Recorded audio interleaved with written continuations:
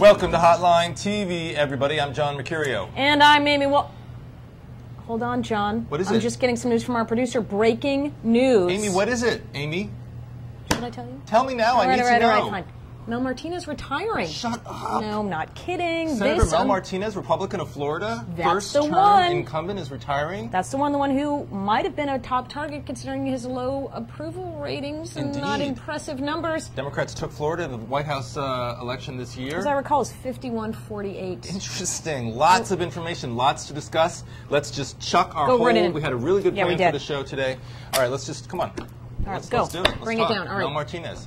Retiring, interesting. Incumbent, the second incumbent of the cycle so far, both Republicans retiring. The other one being Sam Brownback, who's running for governor in 2010 in the very Republican state of Kansas.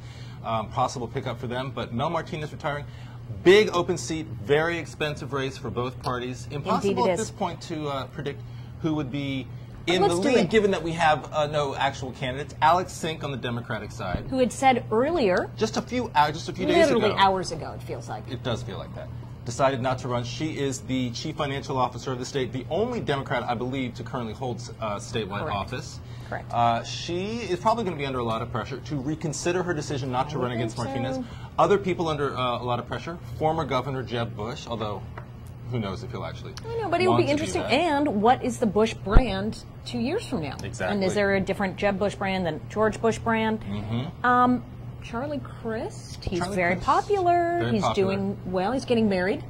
He is, in fact, in just a few days. Right. And did you get your invitation? I haven't yet got my invitation, but I've been told by sources that it is in the mail. Look, Charlie Crist could run, of course. He's very popular. He'd be a strong candidate. He would have to give up his governor's office to do that. He's running for re-election himself. And there aren't really many Democrats, especially if this Martinez race sort of sucks all the Democratic energy out of the cycle. It would actually be really good news for Crist. He would probably face sort of a second-tier Democratic challenge. Yeah, and why give up a great launching pad if you want to run in 2012, which we don't know if you will, but it's a much better place to be than up here in Washington. Exactly. And he's getting high marks from a lot of the moves he's been making there on issues ranging from global warming to the financial crisis. Okay, we got an entire, most of the delegation in Florida fancies themselves a United States Senator, I think. Some more than others. Some more than others. I think Ron Klein will be pressured to do that. Still has tons of money. This guy's a fundraising machine, still has a lot in the bank because he didn't have a significant opponent. I think you're going to see folks like Alan Boyd, whose name has been mentioned many previous occasions. And he would sort of occupy exactly the sort of middle to right part of the Democratic spectrum. Tallahassee, or sort of a what do you call that up there? That panhandle? Panhandle, thank you. Part like of the state, sort of, as you said, blue dog Democrat, and that would be an interesting primary if he were to run against Ron Klein or somebody from the more liberal left South Florida region of the state. I can't stop talking. No, I mean, I just want so much to happen.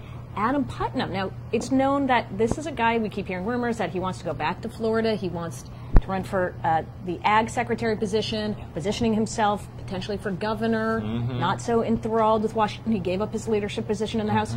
But maybe the Senate feels different to him. You know, in the House versus the Senate. Is this, though, a chance for Republicans to really reach out to Hispanics? Martinez obviously was a good spokesman for the Republican Party on Hispanics. Marco Rubio, the former State House Speaker, a Republican, a very attractive candidate, is talked about as somebody who could get in and could raise a lot of money. And we know one person who I would not doubt will be in the mix. Catherine Attorney Harris. General. Yes, Catherine Harris. Or Attorney General Bill McCollum. Bill McCollum. Former Congressman Bill McCollum. And who has run multiple times for statewide former Senate candidate, yes. So that is just the tip of the iceberg. We're going to have so much to talk about. I'm excited because I was worried that this cycle was going to be boring in the Senate. It really was. And it's not. Thank you, Mel Martinez. Thank you, Mel Martinez. And thank you for your service to this country and to your state of Florida. We will miss you. That's all for Hotline TV today. I'll see you tomorrow. I'm John Mercurio. And I'm Amy Walter.